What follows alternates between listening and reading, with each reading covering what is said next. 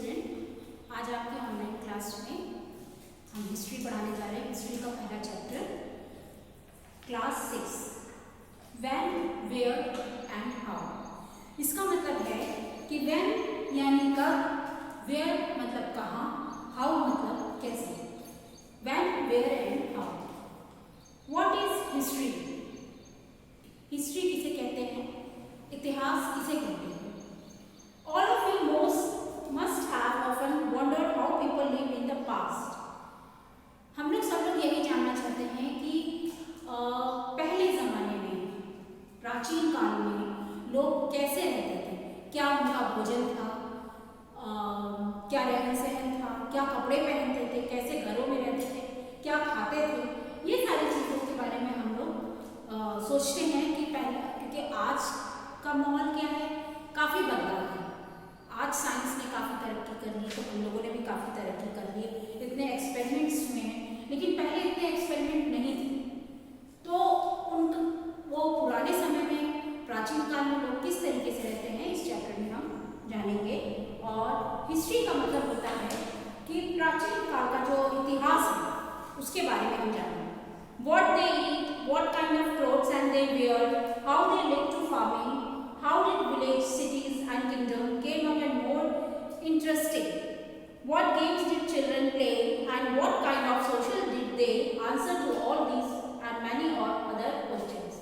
हमारे दिमाग में हमेशा ये घूमता रहता है कि पुराने समय में लोग किस तरीके से खाना बनाते थे, खाना बनाने का तरीका क्या था, और बच्चे जो उस समय में क्या गेम खेलते थे, क्या खेल खेलते थे, किस तरीके से रहते थे, या क्या पढ़ाई करते थे, किस टाइप के विद्यालय होते थे, स्कूल होते थे, किस तरीके की बिल्डिंग्स होती थी, और क्या क्या चीज़ें जो हैं, जैसे गांव में लोग कैसे रहते थे, उस समय के शहर कैसे बने हुए थे। ये सारी चीज़ें हमारे दिमाग में घूमती रहती हैं कि हम लोग हिस्ट्री के बारे में, इतिहास के बारे में जानना चाहते हैं, प्राचीन काल के बारे में जानना चाहते हैं। The word history comes from the ancient Greek word histo, meaning knowing this. History is the study of past. History का मतलब होता है पिछला, पुराना, उस चीज को बारे में जानना, उसको बीता हुआ जो कल होता है उसके बारे में जानने को हम हिस्ट्री कहते हैं, इतिहास कहते हैं। हिस्ट्री वर्ड जो है एक ग्रीक वर्ड हिस्टो से मिलकर के बना है, जिसका मतलब होता है जानना, knowing things। If you look closely at the word, you will find the word story in it. In fact, history is the story of people lived in earlier times. हिस्ट्रो का मतलब होता है प्राचीन काल के जो इतिहास हैं, उनकी कहानियाँ, उनके बारे में हम जानते हैं कि उस टाइम के लोग क्या करते थे, खेतों में किस उपकरण का इस्तेमाल करते थे, किस तरीके से वो खेती करते थे। ये सारी चीज़ें जो हैं हमारे हिस्ट्री में आती हैं। Initially, the study of history was limited to stories of rich and powerful, the rule of king, the battle they fought and large empires they controlled।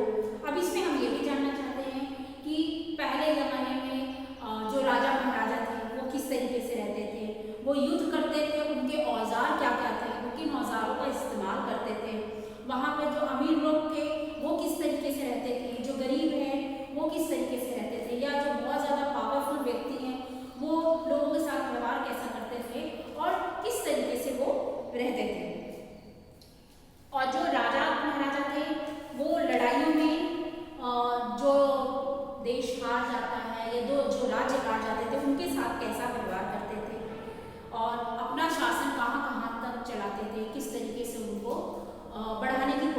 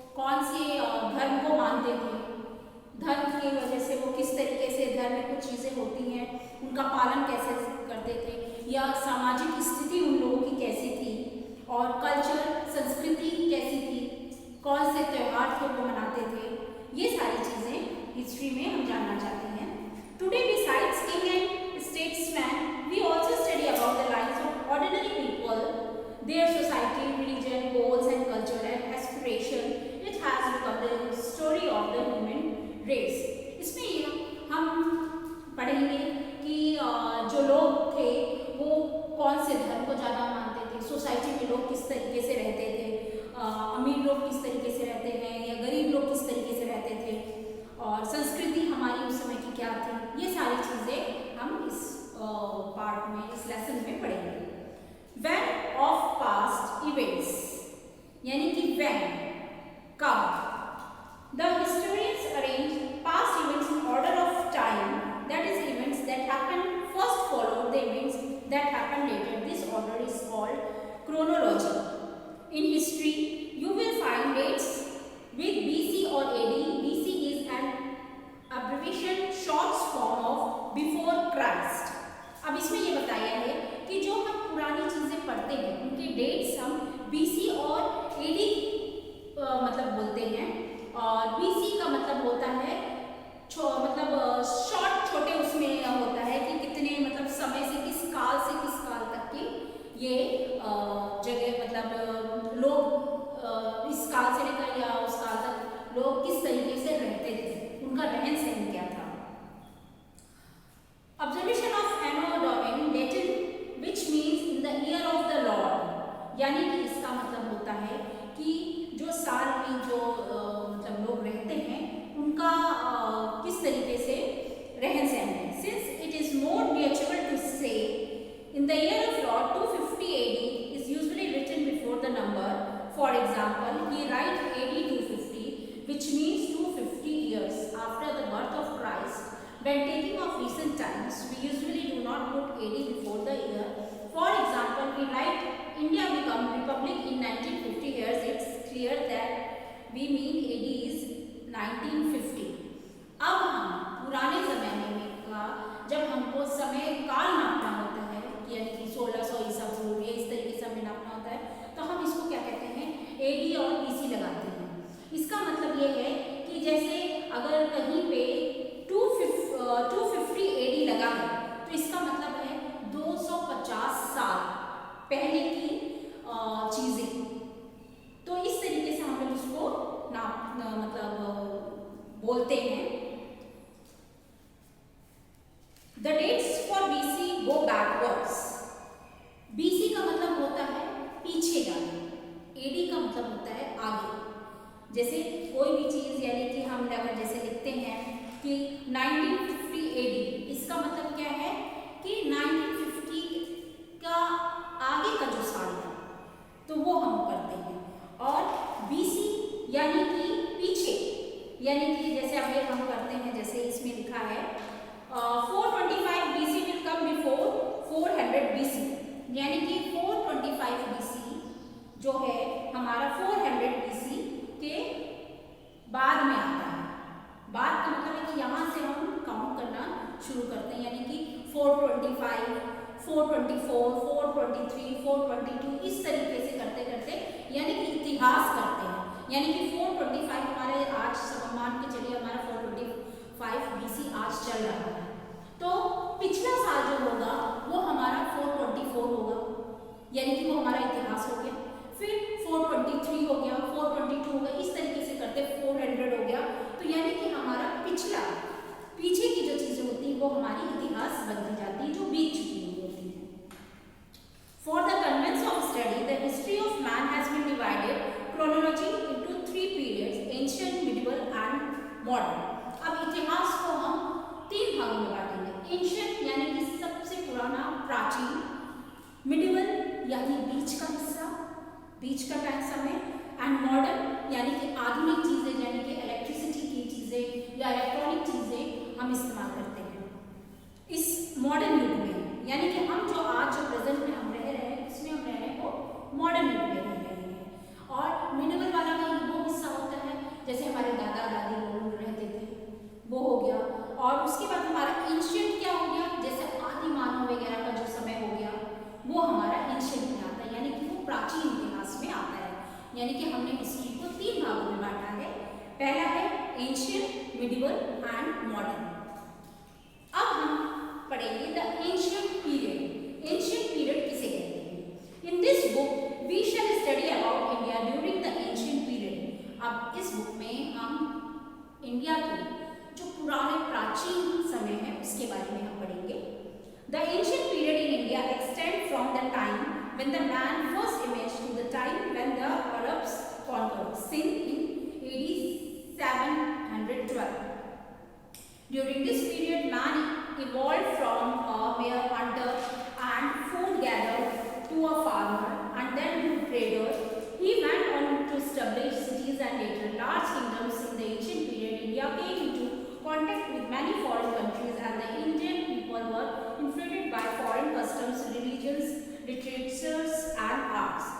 अब इसमें ये बताया गया है कि जब हम प्राचीन काल से यानी कि 712 AD से हम वहाँ से हम काउंट करते हैं, जब उस समय में आप एंशिएंट हिस्ट्री से कह सकते हैं जब हमारे आदि मानव शुरू हुए, है ना। तो आदि मानव क्या करते थे, पहले ज़माने में क्या था, कोई खेती नहीं थी, तो ये लोग क्या करते थे, जैसे इधर उधर जाते थे, पेड़ पौधे से फल मिल गया उसको तोड़ के खा लिया, या कोई घास फूस ऐसी होती हैं जो खाने लायक वाली होती है उनको खा लेते थे। तो ये धीरे धीरे अपना करते, धीरे धीरे फिर इन्होंने क्या आग का आविष्कार किया। आग का आविष्कार ऐसे हुआ कि जैसे उन्होंने देखा कि दो ईंटों को रगड़ करके चिंगारी बनाया तो उससे आग निकली। तो उसके बाद क्या हुआ, उन्होंने अब इन आग का इस्तेमाल जैसे जो जानवर होते हैं, जंगली जानवर होते हैं, तो उनको दूर भगाने के लिए उनको एक चीज़ समझ में आ गया कि अगर हम आग जला के रखेंगे तो जो जंगली जानवर है वो हमारे पास नहीं आएंगे और वो दूर भाग जाएंगे। उसके बाद धीरे धीरे इन्होंने क्या किया, अब आग में खाना पकाना शुरू किया। जैसे जो जानवरों को मार के खाते थे, पहले ये लोग कच्चा खाते थे, लेकिन जब आग का आविष्कार हुआ तो इन्होंने मांस को पकाना शुरू किया। धीरे धीरे इन्होंने क्या किया, खेती करना शुरू किया। और जब खेती आप करने लग जाते हो तो आप एक जगह पे स्थिर हो जाते हो, क्योंकि खेती के लिए क्या होता है, आपको वहाँ पे एक जगह कोई भी अनाज अगर आप लगाते हो तो 6 महीने उसको लगता है बड़े होने में और उसको फल देने में, है ना। तो इसमें क्या हुआ कि आपने अनाज लगाया, उगा रहे हैं, तो आप एक जगह पे स्थिर हो गए, क्योंकि उन अनाज की देखभाल करनी है, जानवरों से दूर बचाना है, तो उसके लिए हमको एक जगह पे रहना पड़ेगा। तो हम लोगों ने क्या किया, ये काम शुरू किया। तो अब जब अनाज लगाना शुरू किया तो धीरे धीरे हमारा क्या हुआ कि जैसे एक घर बना है, हमारी खेती है, अनाज लगाया है, उसके बाद आप देखिएगा कि बगल में भी दूसरे ने भी अपना घर बनाया है, खेती करी है, तो तीसरे ने भी, चौथे ने भी, इसी तरीके से लोग क्या है एक छोटे से गांव टाइप का एक बन गया, गांव वो बन गया जहाँ पे खेती होने लगी। अब एक चीज़ ये होता है कि जैसे एक जगह पे खेती हो रही है, एक ही चीज़ की, चावल की अगर हम खेती कर रहे हैं तो हमारा क्या होगा, वो अनाज बहुत ज़्यादा होगा, हम भाई उस चावल को खा रहे हैं लेकिन रखे रखे में चीज़ें खराब हो जाती हैं। तो फिर हम लोगों ने क्या किया, जैसे एक गाँव बस गया, दूसरी जगह पे दूसरी चीज़ की खेती हो रही है, तब हम लोगों ने अपनी चीज़ों को दूसरी जगह पे भेजा और वहाँ की जो चीज़ें हैं उसको अपनी जगह पे यानी कि ट्रांसपोर्ट करना शुरू किया, अपनी चीज़ों को दूसरी जगह से दे करके जो अनाज है जो हमारे यहाँ नहीं होता है, हमने उस अनाज को अपना लेना शुरू करा। तब धीरे धीरे क्या किया, हमने पहले अनाज के बदले में अनाज लेते थे, अब धीरे धीरे हम लोगों ने इसको पैसों का रूप ले लिया कि यानी कि हम आपको ये अनाज लेंगे तो हम आपको इतना पैसा देंगे। तो इस तरीके से शुरू होने लग गया और इस तरीके से लोग बिजनेस, व्यापार जिसे कहते हैं, व्यापार करना धीरे धीरे से इन लोगों ने शुरू किया। और जब गांव बसा तो धीरे धीरे शहर भी बसा। शहर में क्या होता था, गांव से लोग अनाज लेके जाते थे शहरों में, वहाँ मंडी लगती थी, वहाँ अपने अनाज को बेचते थे, जो अनाज की ज़रूरत होती थी उसको लेकर आते थे, नहीं तो पैसे से अनाजों को बेचना शुरू किया। धीरे धीरे एक जगह का जो क्या हुआ, जब लोग रहने लगे तो उन लोगों ने एक अपना मुखिया बनाया कि भाई एक मुखिया हमारे में ग्रुप में एक मुखिया होना चाहिए जो सब चीज़ तय करे। तो वो मुखिया जो है वो उसने धीरे धीरे अपना पूरा अपने हिस्सों को कंट्रोल करना शुरू किया और वो अपना महल टाइप का बना एक जगह पे, जहाँ पे लोग अपनी प्रॉब्लम्स को सॉल्व कराने के लिए उनके पास जाने लगे। तो फिर वहाँ से राजा महाराजा की बनना शुरू हुए धीरे धीरे। अब राजा महाराजा जो बने उन्होंने क्या किया, अपने सामान को दूसरी जगह भेजने के लिए मतलब ट्रांसपोर्ट वाला काम करना शुरू किया, यानी कि विदेशों से, जैसे अब फॉर एग्जाम्पल आप देखिए जैसे इंडिया है हमारा, इंडिया में जो चीज़ें होती हैं जिसकी पैदावार अधिक होती है तो इंडिया क्या करता है, उस चीज़ों को बाहर निर्यात करता है, दूसरे देशों को देता है और दूसरे देश से वो चीज़ें लेता है।